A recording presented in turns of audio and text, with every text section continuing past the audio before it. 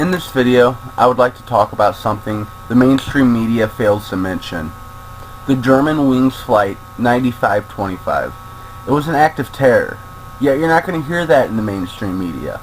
All you're going to hear is that it was a suicide. Put yourself in the shoes of the passengers on that flight. You see the pilot is trying to bust in the door, screaming and yelling, trying to get in.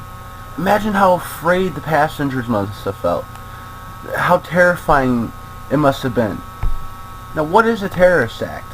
By definition, it is a calculated use of violence, or the threat of violence, against civilians in order to attain a goal. This co-pilot's goal was to die, and he used violence on 150 innocent people to reach that goal. He is a terrorist. A couple of weeks ago, a Christian man in New Orleans attacked a TSA agent with a hatchet and even was carrying a bag of Molotov cocktails. Luckily, he was shot dead. How did the mainstream media portray this attacker? They said he was a lone attacker, a hatchet-wielding man who was attacking a TSA agent. What they're not calling him is a terrorist. Why? Why does the media only call a person a terrorist if he's a Muslim or he's from the Middle East?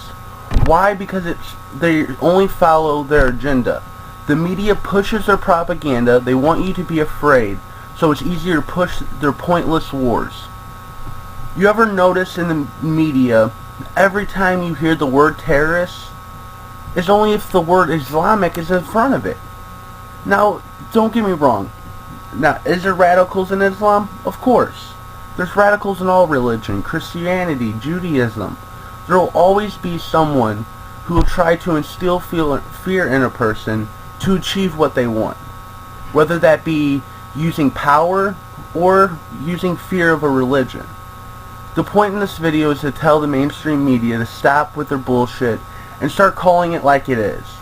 150 people died in the plane crash. All because a man wanted to kill himself. Now in France, the Charlie Hebdo shooting killed 11 people. And by terrorists. Now, the media called them terrorists and called it a terrorist act. Now, besides 139 more deaths, what is the difference? Both situations had people who were sick in the head who decided to kill people to reach a goal. Both situations were acts of terrorism. This is James Hendricks with the Black Sheep Reports. Check us out and like us on Facebook. Our page is Media on 9/11. Thank you.